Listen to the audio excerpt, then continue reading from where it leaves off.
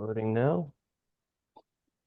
So welcome everyone to the meeting today. I know we have a couple new members, and I know one person is in here right now. So Rosita Dara has joined us. Rosita, if you just want to give a quick introduction on who you are, um, might have Rosita talk a bit more on what she's doing later on, when they've established a bit more what they're doing. But just wanted to give you an introduction to the group at least, just so Okay, people. sure. So I'm in a room that is a bit noisy, but let me turn on my camera.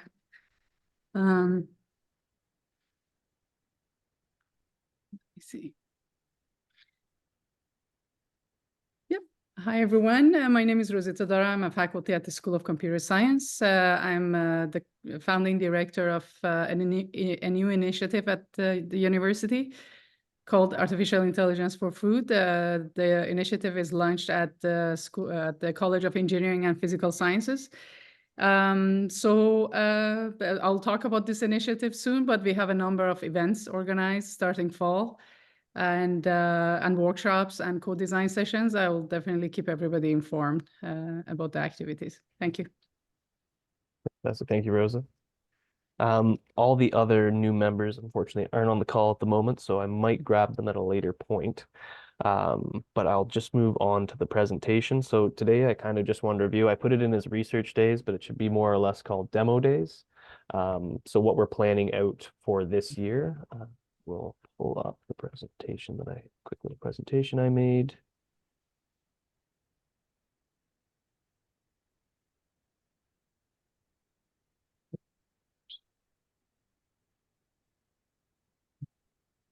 Is that in presentation mode for you guys? No, it isn't. There we go. Here you are. So yeah, field demo days. So what is field demo days for those of you that don't know? Demo days are days that allow anyone to come out and see the robots in action, and also interact with the researchers, farmers using them, also with the companies involved. Great way for companies and researchers and producers to interact with each other as well. So in 2023, we had 2 days. One was at the Holland Marsh, and then the other one was in the Bothwell Chatham area where we had multiple locations where we were going along. The Holland Marsh was mostly being done at the muck station there. And then the Bothwell area, we went over a lot of the robots that are at Haggerty's location. And then we also looked at a couple, I think it was the Korichi with the electric mower. Down at a beet farmers, and then we also went to an asparagus farm, if I recall correctly, to look at carbon robotics laser weeder as well. So it was kind of moving them along and seeing the different locations. Ideas for 2024, we're planning on having the first week of July. We're going to be at the muck station, kind of going through some of the research that's going on there. And then possibly our last week in June, we'll be in the Bothwell Chatham area doing tours as well. There's talks of possibly at Parks Blueberries. We'll obviously be at Haggerty AgRobotics starting there as we traditionally do, and then a couple other possible stops as we kind of flesh that out. My question to the group is, what would the group like to see when it does come to these events? Is there any companies in specific that we should be reaching out to? Is there certain scenarios that you'd like to see? This is something that we could try to put into practice for this year, or we can take this information and look for the next year as well, just because we are getting closer to the date now. But we would love to hear your feedback on that and see what you get the most value from, and anything along those lines. And then we're also looking for sponsorship. So if you know anyone that was looking to sponsor this event, please reach out to us with that as well. So that was a very quick presentation on that end. We'd just love to know anyone's feedback in the group on any of this. Well, I'm thinking what we should do, Aaron, is now that you kind of laid out, the general scope of what's going on, I think for the group's benefit, none of this is set in stone at this stage in time. So I think that a good way to look at that is that, what we have done in the past does not necessarily mean we're going to do the exact same thing again. The locations that we have are 100% up in the air. Mm-hmm. And so in our other dates, for those of you that have participated, We have done little tours where we've actually driven from site to site. We can do that again. It just depends on what is the most appropriate method. And I think if people are interested in this and in assisting, that what would make some sense is that we break into a smaller subcommittee. That, you know, I think so at this meeting, we say, okay, who would like to be part of organizing this and coordinating these things, and then we can take the ideas that come forward and move into this. We have other options such as the going to the vineyard. We have some stuff that's going to be happening in the Niagara area. So I think that's my 25 cents. Kristen, you have your hand up. Yeah, so I think number one, we need to actually pick the date. Make sure we have the date set out, because you might be wondering, in the past we have done the tours like in 2 consecutive weeks. The reason why we're thinking about the end of June this year is because the following week, the week of July, I don't know, the 10th and 11th are already taken. There's a save the date already for July 10th for the apple growers. They had an AgriTech Day in the past, so some people may be participating in that as well the following week. And then already the Ontario Weed Tour has been scheduled for July the 11th. So that's sort of why the earlier week for the stop that we typically started at Chuck's place in Bothwell. So that's just for your information. And yeah, the grape ones always would be best, I think, in September. So those ones are a little bit further away. But yeah, I just think it's really valuable, excuse me, valuable to pick the dates now, because there's a lot of events in July.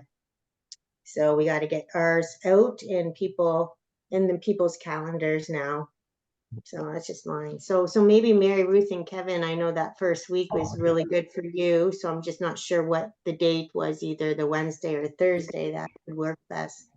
I think we were looking at the Thursday, but Wednesday or Thursday, either one is fine. But yeah, so that's July the July 3rd or 4th. 4th. 3rd or 4th, yeah. Okay, I go think if ahead. we're picking a day, we'd pick the 4th, Okay. the Pick the Thursday. Gives you a few more days in the week to make sure everything's working, Yeah. right? Okay. And last year we got a little bit of sponsorship for those events from both Farm Droid and NIO, so maybe we should try that again. Yeah, And we got some from the TD Bank and from another organization as well that I'll have to thank after. Mhm.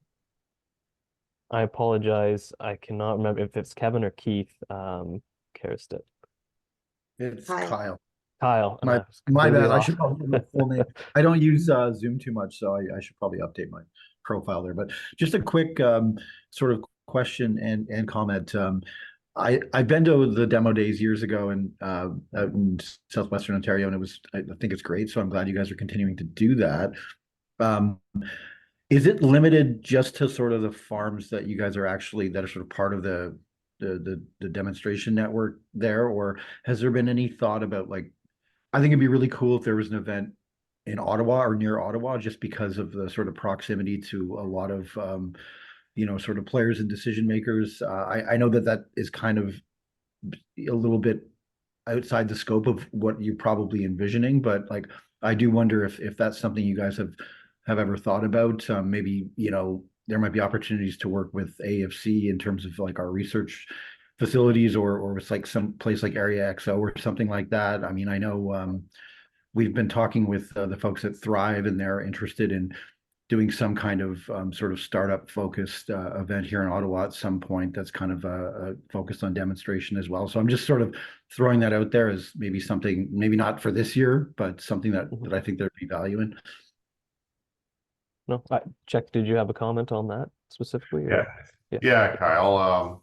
So generally what we have been doing in the past with this specific event is to showcase what the innovation farms are doing, or what the research is doing. So that's kind of why we've been focusing on where the robots are deployed, because we're trying to make this more of a, not necessarily a product demonstration, but more of a what are these robots actually doing in a real setting.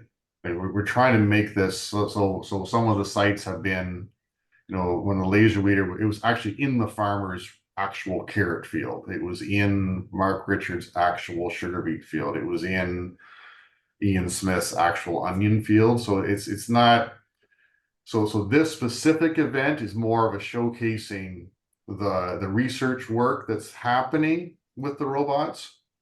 In terms of doing a showcase of technology, we have considered doing some stuff out east, and we need to.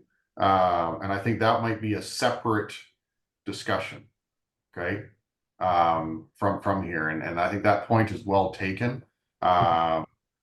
We have tried, we did an event up north as well. We do also need to go to the east, and go to Ottawa, so that I don't want you guys to feel left out.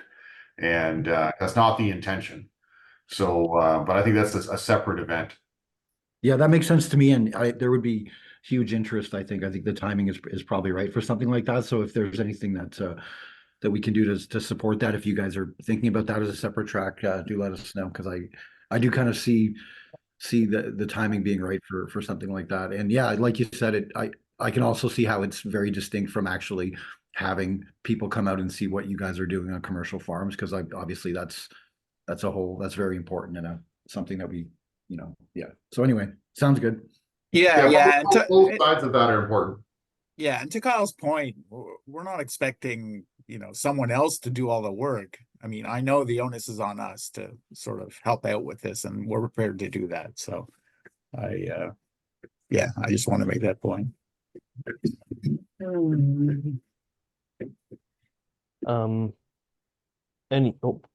David, sorry. Yeah, I mean, I think the idea of going up to Ottawa is a great idea, but I would bundle it with other opportunities so that, maybe there's a meeting that we can attend, because most people are going to want to go and stay the night and come back. They're not going to drive up in a day and drive home in a day.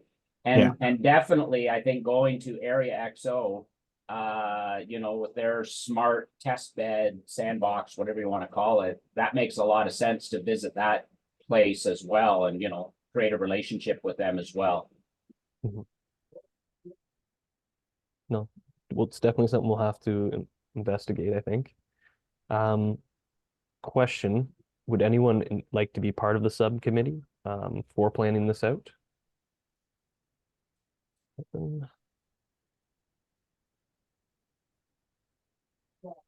I think I'm in by default, right? So I have Evan, Chuck. Me too.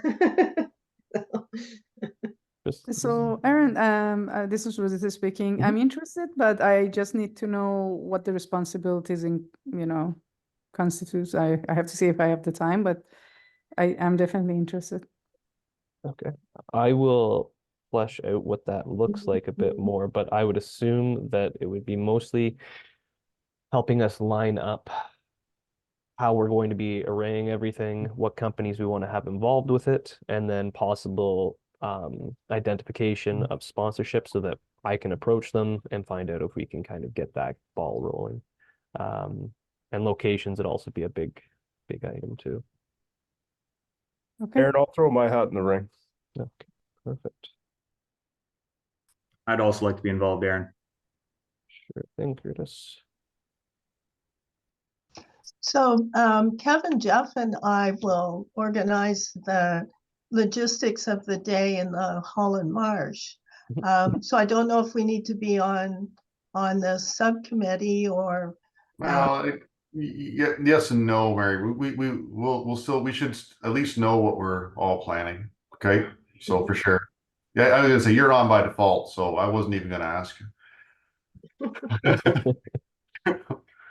And Kevin and Mary Ruth, we'll be seeing the 3 robots there, right? Too, not just last year we saw the Farm Droid and the Oreo. but also the Nexus this time. If it's operational, yes. Yeah, it's going to be nearby. So as long as there's something good to demonstrate, it would be part of it. Yeah. Excellent. Perfect. Well, that makes up a pretty healthy subcommittee, I'd say. Oh, yes, Evan? Sorry, just as a note, in addition to the previous point, I actually live up in Ottawa. So if there are demo coordinating aspects that I can also contribute to that other discussion, I'd be happy to as well, in addition to the working group participation. Just thought I'd add it. So are Perfect, you that's saying good. we can crash at your place? Complete. I would love that. That's what it sounded like to me. The campers. That'd be fantastic. We'll close off the street. It'd be super. Can you handle around 50 people or? No problem. If everyone can handle sleeping in my daughter's pull-out bed and everything, we're set. Fantastic. Well, I think that makes a pretty healthy subcommittee. And then we can also look at that Ottawa angle. Is there any other items that anyone would like to bring up? Yes, Scarson. Hi, just wanted to ask how many zeros are involved in sponsorships? Main thing I think we covered in the previous years was lunches and items like that, but there can always be extra things being added on. So the more zeros, the better always, I think. But I'd say two. 2 zeros? 2 zeros. Yeah. I guess I should have asked how many commas. 0 Yeah. commas, 2 zeros. So we Okay. just basically had our sponsors pay for our lunch. So yeah, it was like $1,000 for the day. So but we're not looking for a whole lot of money. And we're not trying to spend a whole bunch of money either. This is about what's going on in the research. Sorry, Kristen, I think you had your hand up. Yeah, I was just gonna say, it's just really about, so it doesn't cost people to participate. So, it's just about, we like to have a nice lunch and we like to have that opportunity for the networking and, we are showcasing some of the technology, some of the company's technologies. So I think they have a little vested interest to provide us a little bit of money, and it benefits everybody, right? So yeah, definitely we're not trying to make money. We're just trying to make a nice day so people can come. They don't have to worry about expensing any expenses and just enjoy the day and networking and learning. So Okay, thanks.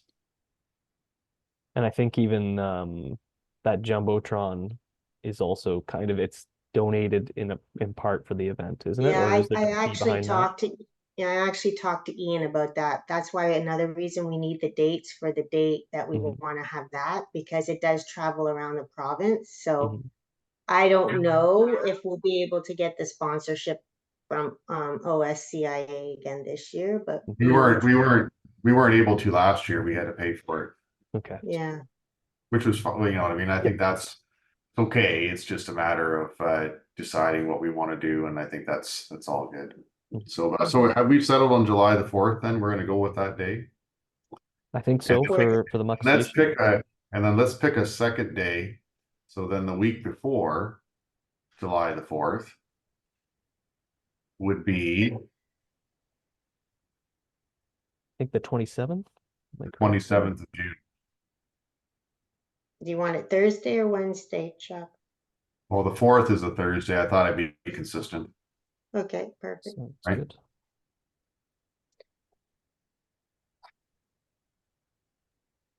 I will send out information to that subcommittee that we've just created, and we can find out a time to meet, and we can kind of go a bit more in depth on what we're looking for those days. If anyone does have any information that they want kind of added in with this or any feedback, please feel free to send it my way at any time. More information, the better, I always think. Any other comments before I move on to the next item with this? Oh, just that I know that some people are waiting to hear about funding through the OAFRI call. So maybe there might be some other technologies that we can add on to the onto the tour. I'm thinking specifically about Erica Pate and her strawberry UVC project, but we'll see, I guess. Everybody's still waiting to hear, so. Okay. One other item, it was attached to the invite itself. If not, I can send it out to you. Eventually, we'll have it up on the website as well. But we had a market report come from the Netherlands, from Wageningen. Did I say that right that time? No? Yes? It's quite an in-depth report, so really cool to see all the robots they're working with over there.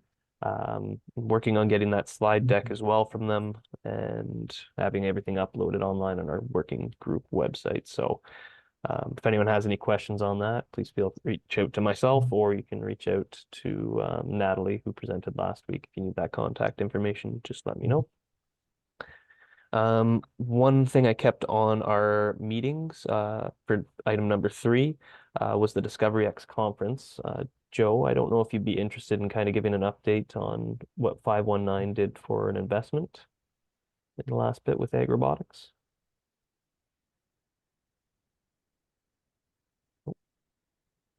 Sorry about that. Yeah, Discovery X, I don't know if anybody was there, but I didn't make it, but our crew was really happy with the number of people that were attending, and I guess it was a sold out event. So apparently OCI now is recognizing ag and ag tech as a strategic area. So there will be some programming coming out through OCI. So I think just keep in touch with that. We signed an MOU with them. I think it's partly because they don't have much of a network into the agri-food space.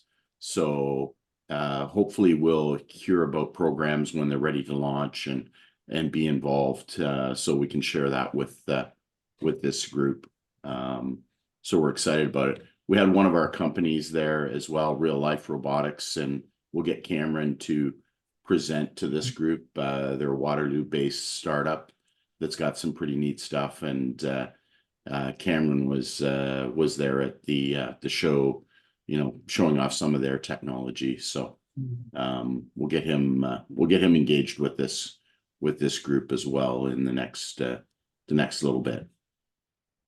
This is where non-ag people, kind of getting them connected with us, I think will be beneficial. And I think he's excited about learning more about all the opportunities.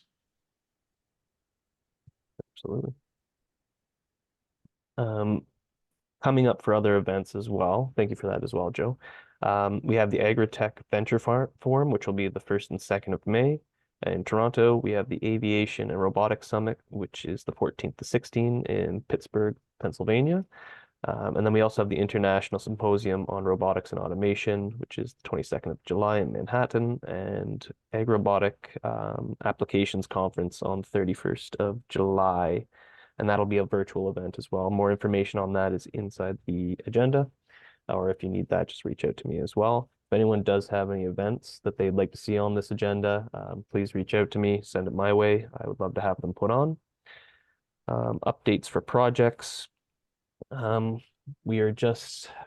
compiling everything to go out to OMAFRA, just giving them an update and everything like that. We had our annual report go out, so if anyone has any feedback on that or what they'd like to see for our next year's report, next year we're hoping to have a lot more data put in there, specifically on return on investment and everything along those lines, so you'll see a bit more in depth on that. But yeah, really open to criticism. If you see something that's a flaw, please let us know. If you see something that isn't there that should be there, please let us know. Really, really appreciate that. Funding announcements. I know I had one come through just the other day on an email. I think, Kristen, you were on that email as well. Let me see if I can just pull that up. It didn't make it on this agenda. As Sophie's on the call, maybe she wants to put on her camera and just let everyone know. That'd be perfect. If she would be willing. Yes, sorry, 1 second. Okay. Should be coming through. I clicked the button. Anyway, I can talk and then maybe it'll pop on. There we go. Yeah, there is And I don't know if there's actually been a formal announcement yet. I think it's supposed to be coming out. There was like the whole blackout period with the budget and everything, but there's like the CASB funding. I have it open, CASB, another acronym. So Canadian Agriculture Strategic Priorities Program. There's a couple of different priorities. One of them including adaptation to new technology. In terms of who's eligible, it's like not-for-profits, Indigenous, provincial, territorial, and municipal governments. There is an exception for profit organizations if you can kind of justify it, but it's cost share funding. I believe it's $1 million. Yeah, I think I sent you the link for more information. Maybe that could be circulated, but I'm not a programs person, but like that's the information I have. So if that's of interest to anyone here, but yeah. Ooh, thank you for that update. Yeah, I'll post the link in the chat if that'd be helpful too. That would be as well. Okay. I'll get that it's on the next week's agenda as well. So Perfect. Sounds good. Yeah, and if anyone's interested in the CASP program, Kyle and I have good connections with the managers there. So yeah, if you want an introduction or you want to discuss your potential idea, we're happy to have a bilateral on that to sort of give you a little more information. Yeah, it's a really great program in terms of, I think, some of the kind of activities that this group might be interested in terms of like things like network building and stuff. So we've often sort of directed stakeholders to that program, and it's good to see that they're having more or renewing it or refreshing it, however you want to characterize it.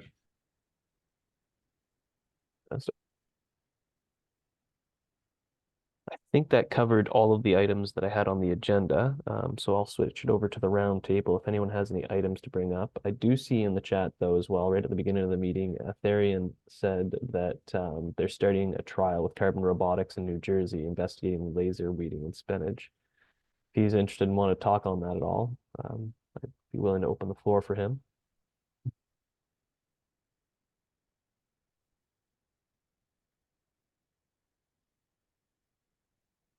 Actually, I don't know if he's still on the call. No, I don't think Thierry's No, still I on the think call. he's That's stepped okay. out. So Yeah. I'll hand it over to Chuck then. So there's a few updates. Some of the robots are starting to move out. I know that Grant has moved, the farm droid was moved up to the marsh. The Oreo, the TED robot will be moving shortly. Some of the Oz robots are being deployed. So those things are all kind of moving along. Just for an update for the group, we are going to be placing a UCO Ag weather station at every innovation farm site. So those will be happening shortly as well. The idea of that is to have just a consistent weather from for each place, and so that's happening. And then I guess things are starting to move. We hired some summer technicians. They're starting next week. Jason is off on vacation this week, so he'll be busy with that. And I guess things are starting to roll. I guess we'll keep everyone posted as how things go.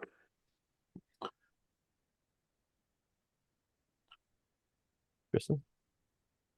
Yeah, Chuck, I was just wondering if you could tell the group where the locations of the innovation farms are kind of earmarked for this year. Yeah. So they're earmarked at the marsh, the University of Guelph station. The other location is Cave Spring Vineyard, is where the robot is. We're doing work with the Oz robot at Western Fairs site. And then the final location is here at the Haggerty site. If people are wondering about some of the other robots, we'll see how it goes with the burrow and some of the deployments. We'll see how that goes before we confirm that. And the Roboti is actually going into a commercial farmer site, so technically he'd be more than willing to obviously share what he's doing, but technically it's his robot now, so it's good and bad. And then we will keep the group posted as things evolve. Yes, thank you for that update. Any other items anyone would like to bring up?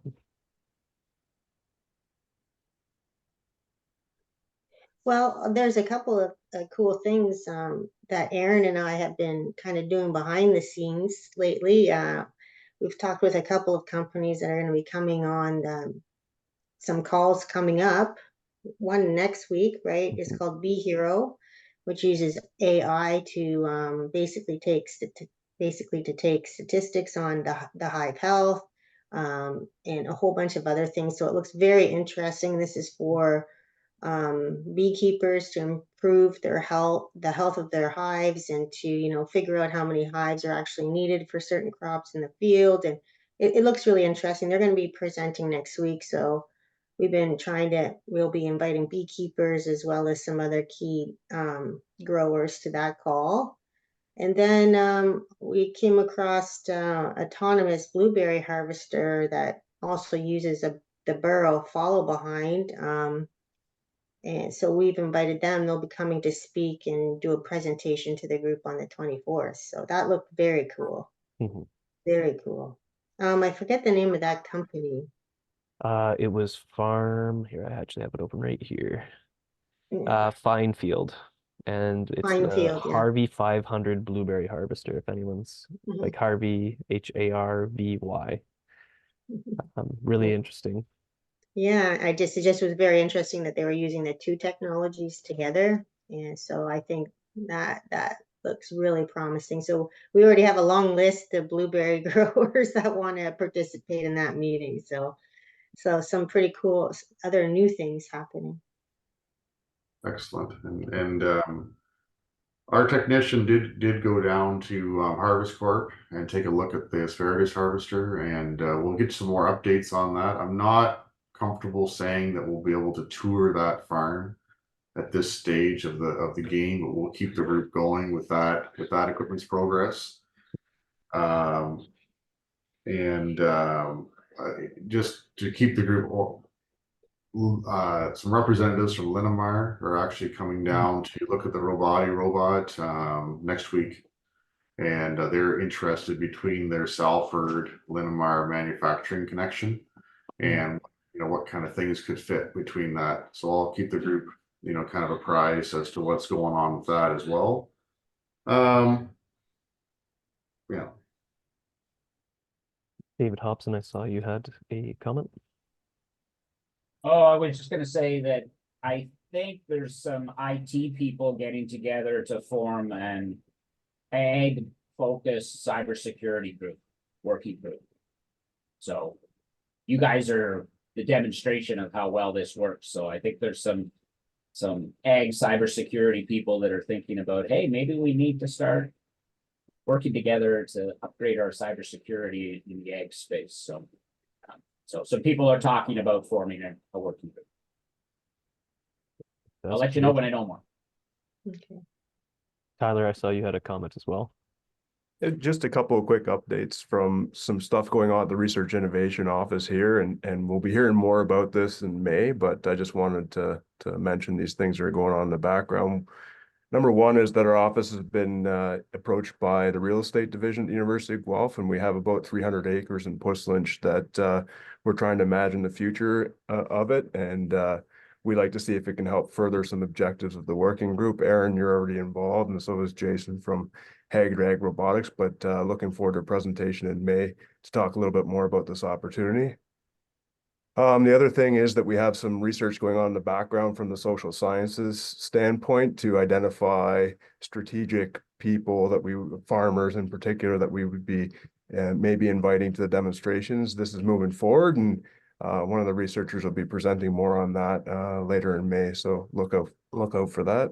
And the third thing is that we actually have a grassroots ag tech club here at the University of Guelph, and it's kind of interesting. It's in the School of Engineering, but it also spans into OAC. So we've got agronomists involved too. And so it's about 20 strong, and my office is looking to sponsor them to, go out and figure out what competition they'd like to join because, or participate in because they want to get into AgRobotics and do, start to play around in this area. So if anybody has any suggestions in terms of AgRobotics competitions that should be on their radar, I'd really appreciate hearing about them. Well, there's the one by the company from San Diego, California. Farm NG. Farm NG, yep, that one. Farm NG. They do a competition every year. Yeah. Wonderful. Thank you so much. I look forward to checking that out. If anybody else has any more suggestions, if it comes up later, feel free to reach out. I'd really appreciate it. I guess just one other thing. I guess maybe I could also, like, for the Chatham-Kent sort of field tour, I could talk with Bob Kerr again about the laser weeder if we think that would be of interest. You think?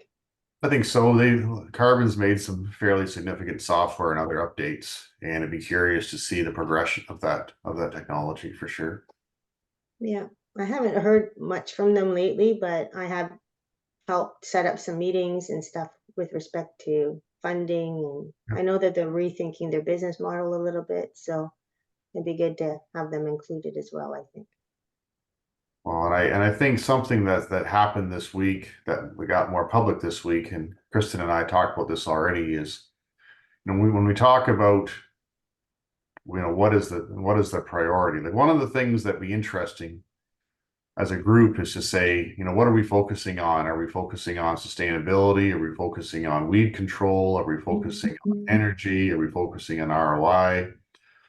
From a farmer's perspective, I did a little tour on Wednesday with Sam Watson Jones, who's formerly from the Small Robot Company, and we went to 2 or 3 different farmers. And so the one producer we stopped at, when Sam tried to talk to him about AI and technology, the farmer stopped him and said, "You know what?" He said, "There's so much stuff in this space." He said, "I don't know what's real and what's not real. And so I just ignore all of it." He honestly said, "I just ignore it," because he said, until it actually comes where it's really obvious that's of value to me, it's just noise. And so this particular farmer has a lot of employees, a lot going on, and basically none of the technology stuff was of that much interest to him because that's not his burning platform. And so the question for this group as we go through is to start to maybe come up with categories. So when we are starting to organize our demo events, our research trials, our research reports, one of the interesting things, we have an opportunity to create buckets that this technology fits into. And maybe those buckets are around the problems that we're trying to solve. So I thought that was an interesting observation, from that grower. And, and as this technology evolves, we can think about that in our presentations and comments moving forward. Kristen and I talked about, weeds. So in the, as we know, in the US, they're talking about banning of some herbicides in some states, whatever, that's fine. One of the challenges that we have is there's a new resistant weed here in Canada. And I'm not gonna, it doesn't matter which province it's in. Once it's in one, it's everywhere. And this is a glyphosate tolerant lamb's quarter. Is that right, Kristen? Yeah, you're the weed specialist. I'm not. But anyways, this creates another significant issue for agricultural producers because glyphosate is the go-to herbicide. And once it's like one of these wheels, and sometimes we forget how significant these issues are for producers. And we're at the leading edge of this. And so again, this turns into this bucket. And how do our demo events and how do our research projects fit into solving this upcoming crisis? We're not trying to solve problems in this group. that are tomorrow's problem. We're trying to solve 3 to 5 years from now problems. That's what we're trying to, we need to kind of be looking ahead on that. So I thought that was an interesting case. You know what I mean? It happened to be part of a newsletter that I got, you know, kind of online 35, you know, so the average person, it doesn't seem that important, but 5 years from now, this is going to be a huge issue. And we're on the leading edge of this. So which technologies are we using? Is it the laser weeder at Bob Kerr's? Is it the cultivator on the Oreo? Is it going to be what is it going to be that's going to solve this for producers? Yeah, and just to follow up on that, it's not just that, but we also found Palmer amaranth this year in one farm in Ontario, Middlesex County. That one, I know maybe not everybody's interested in weeds, but just for an example, water hemp, you know, it is a dioecious species, just like Palmer amaranth. That means it has male and female plants, so there's a huge amount of genetic diversity. Water hemp was first found in Ontario in 2002. We are now at 2024, and we have it in 18 counties that we know of, and in 8 of those counties, we have 5-way resistant populations. We have found it in horticultural crops, sweet corn, asparagus, peppers, and so, you know, it's inevitable. And the reason, some of you may or may not know, for the last 6 years, I've been working to help create these genetic tests for herbicide-resistant weeds, where we can take a piece of leaf tissue, do some molecular tests on that, and figure out which herbicides it's resistant to. So I have that's another one of my really big projects that I do every year. And so then we map out where these are. So we know where the problems are, but now we have to work on the solutions. And this is why, for me, 3 years ago, when I had this opportunity to get into robotics, I was in with both feet, because in horticulture, as compared to field crops, in a lot of field cropping systems, we still have answers. We can still mix things up a bit and get some good control if we get on top of the weeds early and have good setup programs. But in horticulture crops, like what's being experienced with the multiple resistant pigweed species, we have group 14 resistant pigweed species now. That's not in field crops yet.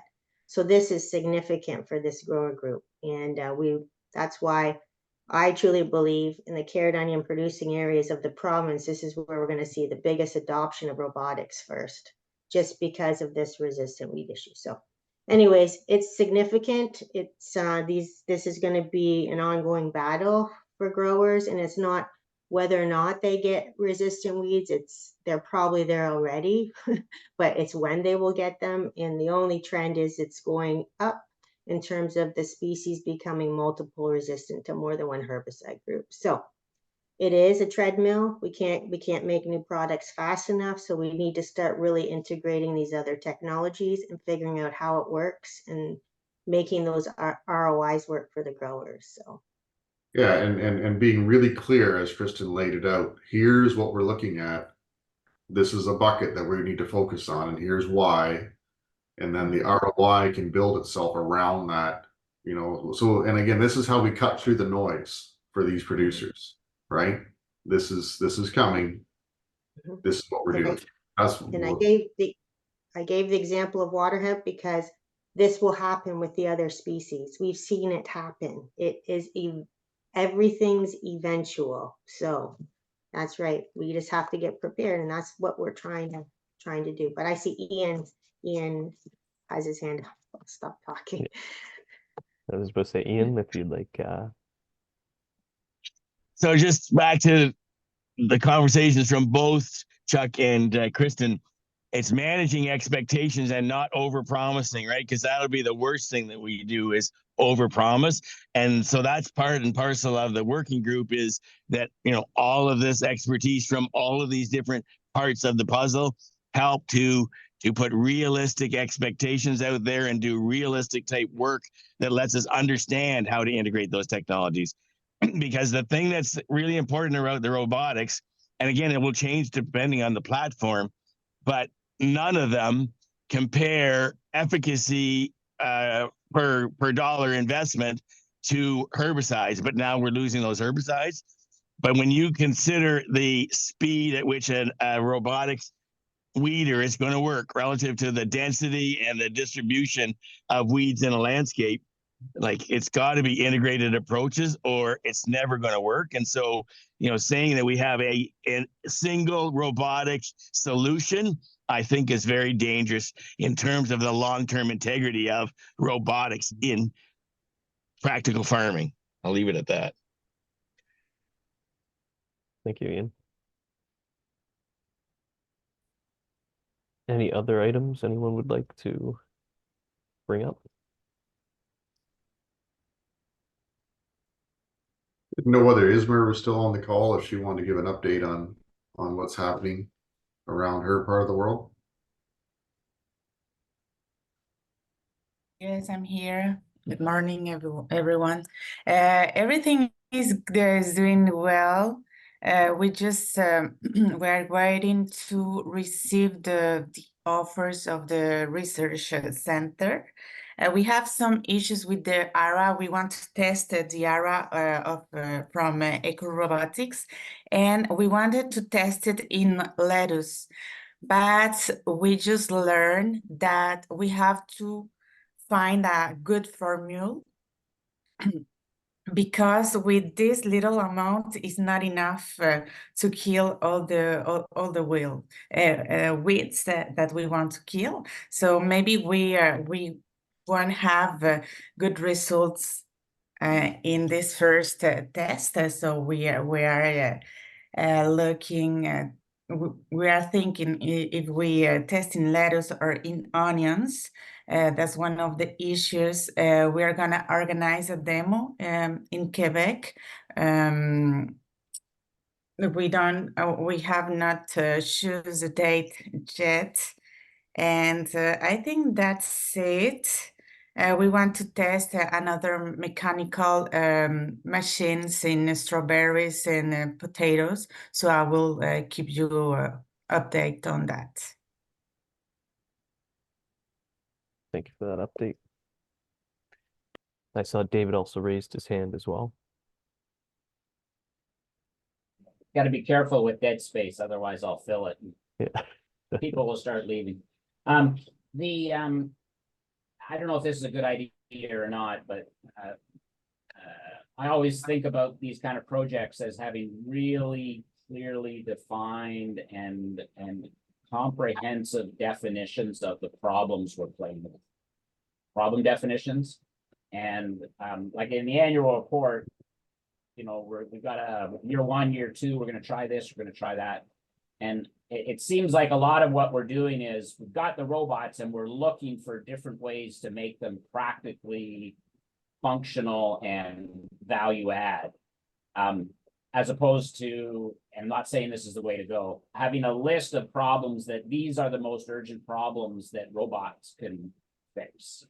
And then have that list kind of with, like a whole page of background information about the problem, how big it is, where it is, it's more prominent in onions, it's more, here. A lot of you guys understand this because you live in this space, but a lot of the non-ag people or the semi-ag people or the people who don't, they deal with technology, but they're not necessarily a farmer. A lot of the problems aren't necessarily obvious to them or us. And I think it's the integration of non-ag people with ag people, which is going to get you your solution.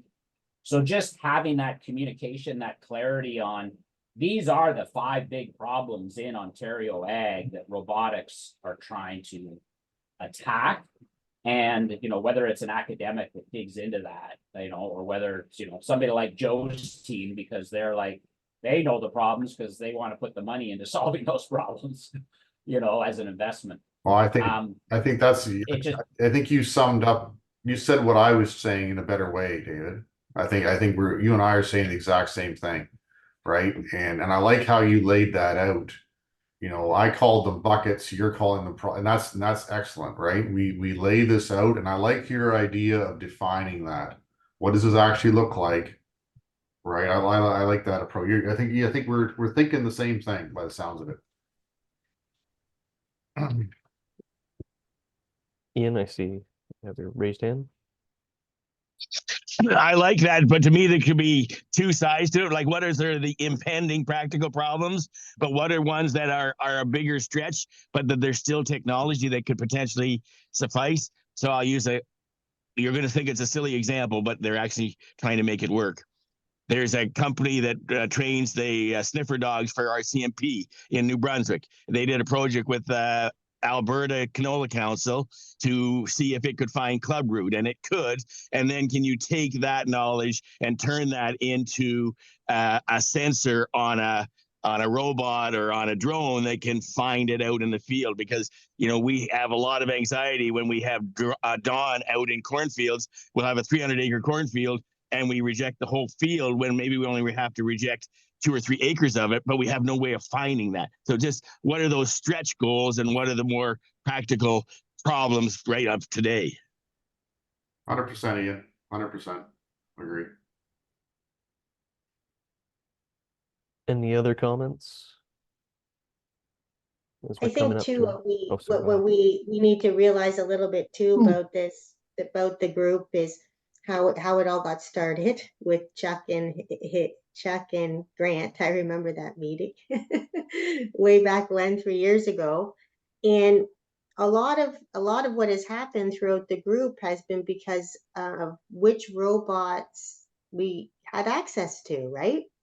And so now maybe we are at that spot where we can start thinking about putting things into buckets and to specific priority areas, you know, in tying them to themes that are meaningful to others outside the community. But yeah, that's really, so we are at that point, and this is why we have people like Aaron to help us now, right? Because we have come to this point where we have gotten to a critical mass, I guess you can say, where we can actually take what we've learned so far and then, you know, finesse it and really have some bigger priority areas to answer some of those other bigger problems that are faced by a lot of different agricultural sectors, right? So yeah, so I think exactly this is the time to have this conversation, and we need to think about that a little bit more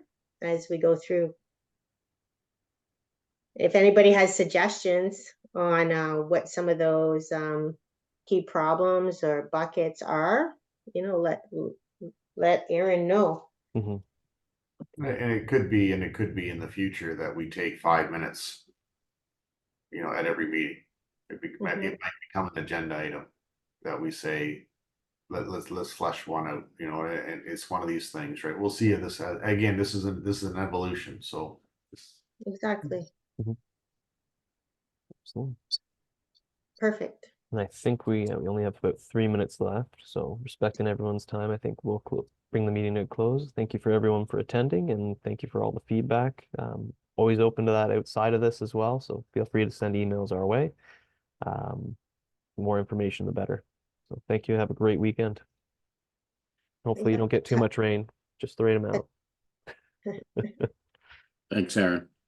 See you, everybody. Take care, everybody. Bye.